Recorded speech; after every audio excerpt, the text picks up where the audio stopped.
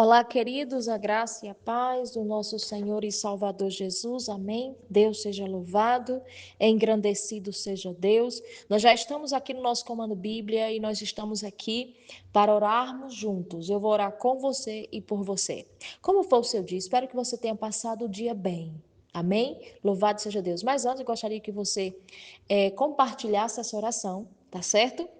Seja um canal de bênção, continue compartilhando nos grupos, para aquela amiga que você lembrar. Enfim, juntos nós seremos uma corrente de oração fortíssima. Queridos, antes de nós entrarmos na palavra, eu gostaria de chamar a sua atenção para o recado de Deus para a sua vida. Para o que você está fazendo, venha ouvir o que Deus tem a dizer. Espero que você tenha passado o dia bem, que o Senhor tenha derramado as suas bênçãos, porque eu sei que Ele é o Deus de detalhe. Ainda há pouco, ouvindo aqui um testemunho de uma irmã maravilhosa, onde ela disse que Deus é o Deus de detalhe, e eu acredito nisso. Deus é o Deus de detalhe, Ele cuida de nós nos mínimos detalhes. Porque quando nós cremos, quando nós somos obedientes, quando nós vivemos em santidade, o Senhor abençoa.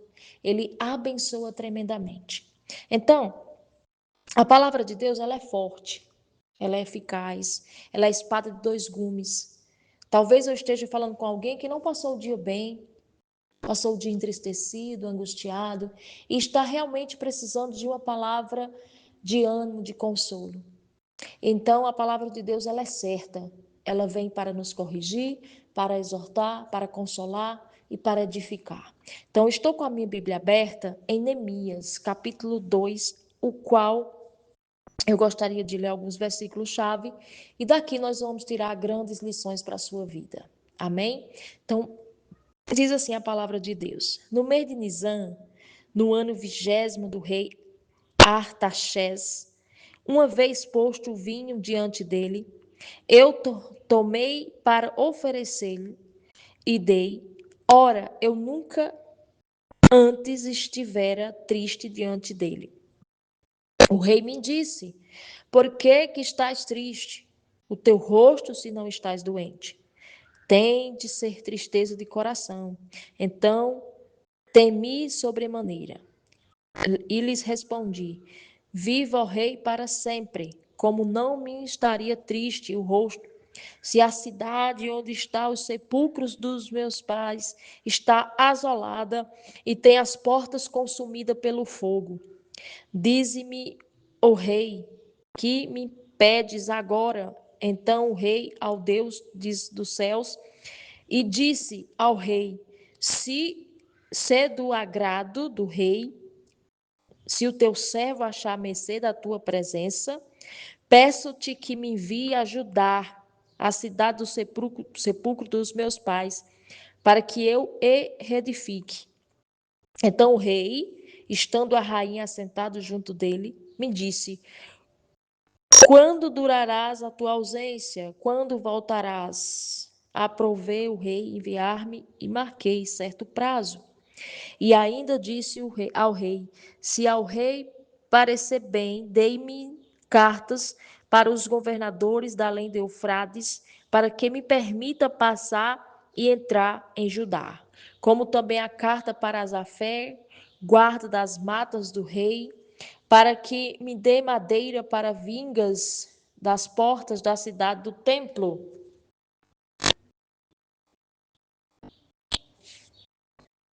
para os muros da cidade e para casa, em que deveis alojar-me. E o rei mais deu, porque a boa mão do meu Deus era comigo. Então fui aos governadores da além do Eufrates e lhe entreguei as cartas do rei. Ora, o rei tinha enviado comigo oficiais do exército, cavaleiros. Disto ficaram sabendo Sabalate e Oronias, Tobias, servo de Amonitas, e muito lhes desagradou que alguém viesse procurar bem dos filhos de Israel.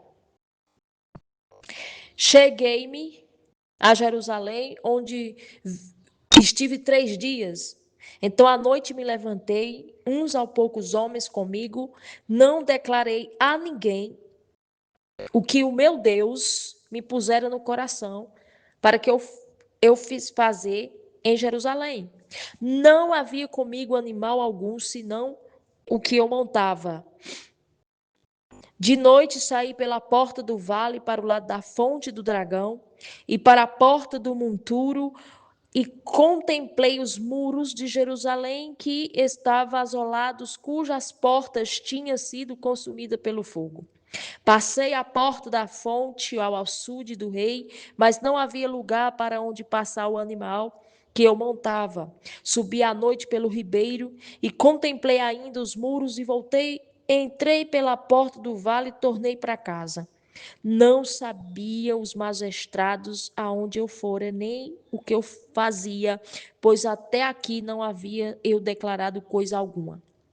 Nem aos judeus, nem aos sacerdotes, nem aos nobres, nem aos magistrados, nem os mais que fazia a obra. Então lhe disse: Estás vendo a miséria em que estamos, Jerusalém asolada, e as suas portas queimadas? Vindo, pois, reedifiquemos os muros de Jerusalém e deixemos de opróbrio, e lhe declarei como a boa mão do meu Deus estivera comigo, também a palavra que o rei me falara. Então disse: disponhamo-nos e edifiquemos e fortaleceremos as mãos para as boa obra.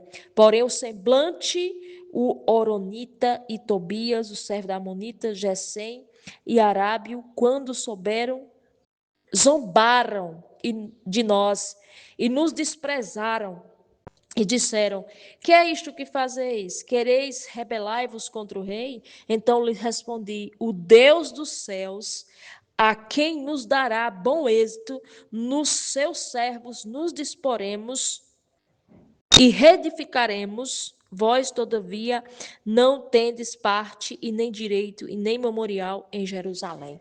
Que palavra forte! Que palavra forte, meus irmãos, que nós acabamos de ler. Reedificamos os muros. Neemias sob uma triste notícia. E aqui, Neemias 2 detalha a construção do rei, né? A construção do rei Artaxerxes, para Neemias retornar a Jerusalém para construir as muralhas. Após Neemias expressar sua tristeza pela cidade em ruínas e o início de uma expedição secreta de Neemias sobre os muros, inspirando o povo, apesar da oposição inicial. Aqui, queridos, o capítulo é uma grande lição sobre a liderança, oração, coragem, confiança em Deus para superar os obstáculos, mostrando como Neemias, de um simples copeiro, se torna um líder restaurador, motivador ao povo a construir com fé e planejamento. Queridos, aqui nós vemos uma lição. Neemias estava triste. O rei percebe a sua tristeza. E nessa palavra nós temos alguns pontos principais. O primeiro é a oração e sensibilidade. Neemias, que era o copeiro do rei, Neemias era uma espécie de mordomo. Ele provava as comidas primeiro, antes do rei comer. Porque se ali alguma coisa tivera, infelizmente, quem morria era ele. Né? Se alguma coisa tivera naquelas comidas. Então ele provava a comida para depois o rei comer.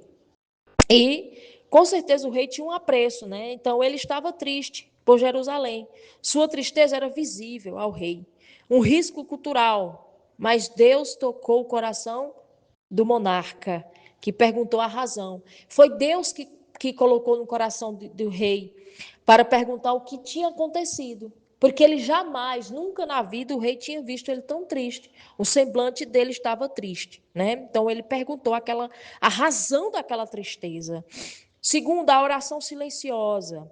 Antes de responder, Neemias fez uma breve oração a Deus, pedindo sabedoria, direção, mostrando a importância de buscar a Deus em momentos cruciais. Queridos, muitas das vezes na nossa vida nós se esquecemos de consultar a Deus. Às vezes nós estamos no trabalho, na escola, na faculdade, enfim, fazendo alguma coisa, e acontece-nos alguma coisa e nós se esquecemos de inclinar a cabeça um pouquinho ali e dizer, Senhor, dá sabedoria para resolver isso aqui. Foi o que Neemias fez. Então, a oração silenciosa, ele orou silenciosamente no seu coração. Terceira, a concessão do rei, Neemias pediu permissão. Ele pede permissão, cartas, né, materiais para poder construir. Ali ele regaçou as mangas, né? E o rei confiou nele e concedeu tudo. Foi Deus. Irmãos, quando você busca a Deus, Deus responde. Quando você, no momento mais difícil da sua vida, antes de você fizer qualquer coisa, busque a Deus, porque Ele responde. E aqui, Deus concedeu tudo, reconhecendo a boa mão de Deus sobre Neemias. Quarta, a chegada à inspeção secreta, né? Neemias não falou a ninguém, ensinando a mim e a você a não contar nada sobre o que você vai fazer. O segredo protege a bênção. Já viu isso?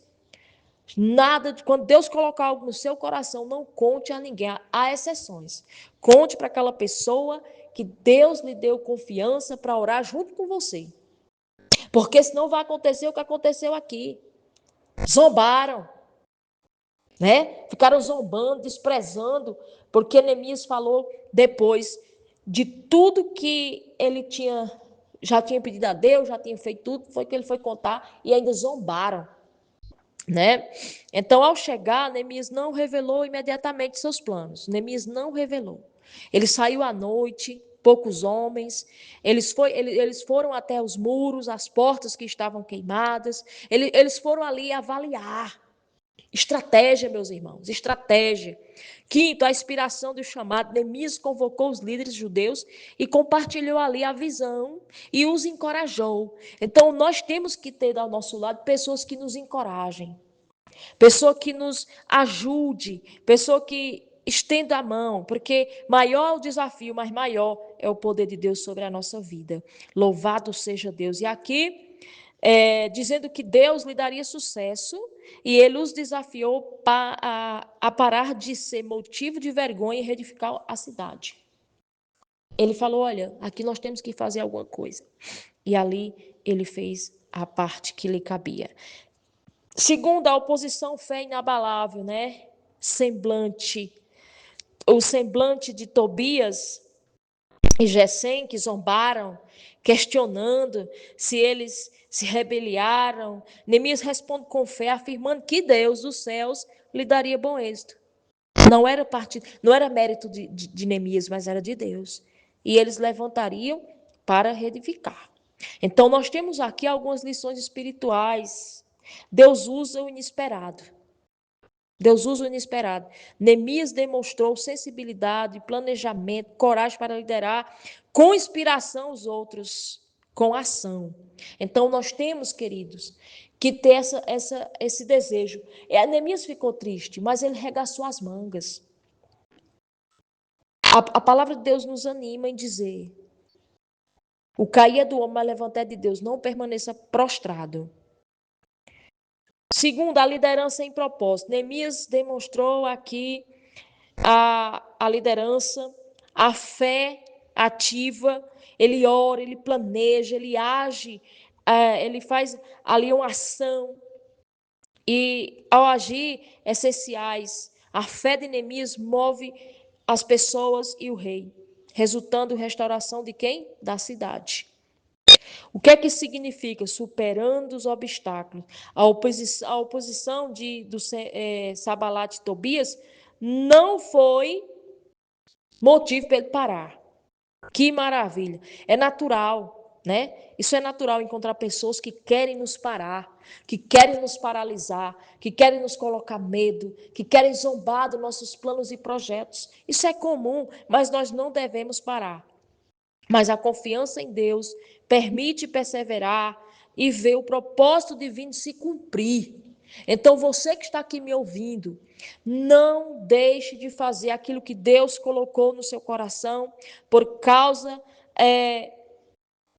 das pessoas que não querem ver seu sucesso, seu êxito, sua alegria. Às vezes, na nossa caminhada, nós passamos por lutas e desafios, mas nós temos que olhar com a visão de Deus. Nós temos que entender que Ele é o Deus que está sobre todas as coisas. E se Ele mandou você ir, você vá. Se Ele mandou você fazer, você faça. E se Ele mandou você parar, você para. Porque quando Deus manda, nós temos que obedecer. A palavra de Deus diz que Ele não é para ser questionado, Ele é para ser obedecido. Então, Neemias, com sua força, coragem, reedifica os muros. Reedificou os muros. Assim será como tua vida. Eu não sei o que você tem passado, o que você tem enfrentado. Eu não sei o que você tem passado na sua vida, que você tem estagnado, tem ficado com medo. O medo, ele paralisa. Então, você precisa, queridos, confiar que Ele é o poderoso Deus, que Ele está acima de todas as coisas, e que Ele é o Deus provedor, Ele é o Deus que toca no coração. Veja o que aconteceu, Deus tocou no coração do rei Artaxerxes, e aqui Deus tocou e Ele deu a ordem para que Neemias fosse, e Ele deu ordem, cartas, para que Neemias fosse ajudado. Lembra do rei Assuero? Em uma noite, sem dormir, só para poder Deus honrar uma pessoa, Deus tirou o sono do rei Assuero. E você está pensando que Deus não pode fazer isso nos dias de hoje? Deus faz. Deus, ele é poderoso, meus irmãos. Ele opera, ele faz milagre, ele é o Deus que cura, ele é o Deus que sara. Deus tirou o sono, ficou sem dormir para poder honrar. Entende o sentido? Então, quero que você curva a sua cabeça para junto nós orarmos. Senhor, nosso Deus grandioso, bendito e eterno Pai, Senhor da glória. Aqui nesse momento, Pai querido, eu quero orar por essas pessoas que aqui se encontram, meu Deus. Vai de encontro a elas agora, Senhor, ó Pai, tocando desde o alto da cabeça, lá dos seus pés, repreendendo todo o mal de sua vida. Vai ter, Senhor Deus, com as pessoas que estão, meu Pai, enfrentando o câncer, estão fazendo hemodiálise, estão fazendo radioterapia, quimioterapia. Senhor, neste momento, toca naqueles que estão na UTI, na CTI, trazendo a cura. Vai ter com os acamados, vai ter com aquela pessoa, meu Deus, que ora, que chora, que está, meu Deus, tentando uma solução, vai ter com eles agora livrando de acidente, meu Pai, livrando de bala perdida, contendo briga, discussão, ansiedade, síndrome do pânico, tristeza, angústia. Meu Pai, nesse momento vai livrando, meu Deus, de todos os males, meu Pai, Tu és o Deus poderoso, vai ter com essa causa na justiça, libera essa precatória, esse dinheiro que está retido, Senhor, que o Senhor visite essa pessoa agora com essa audiência, essa perícia que já está marcada, que o Senhor venha operar e fazer milagre. Senhor, também te peço, meu Pai, que o Senhor venha libertar das drogas, do alcoolismo. Meu Deus, nesse momento, meu Pai, da porneia, meu Pai, que o Senhor venha libertar. Venha trazer, meu Deus, paz, prazer e alegria ao coração de cada um aqui. Que o Senhor, neste momento, Pai querido, Pai amado, seja com o seu casamento, com sua vida financeira, sentimental, familiar. Que o Senhor, nesse momento, toca nela desde o alto da cabeça lá dos pés dela, repreendendo todos os males. E que todo esse mal bata em retirada para a profundidade do abismo, para nunca mais voltar a asolar a vida dela. E que em nome do Senhor Jesus, o Yeshua Hamashiach, o Cristo, o Messias, o Senhor seja glorificado. Essa é a minha oração, em nome do Senhor Jesus. Amém. Glória a Deus. Amém, queridos? Fiquem com Deus e até amanhã.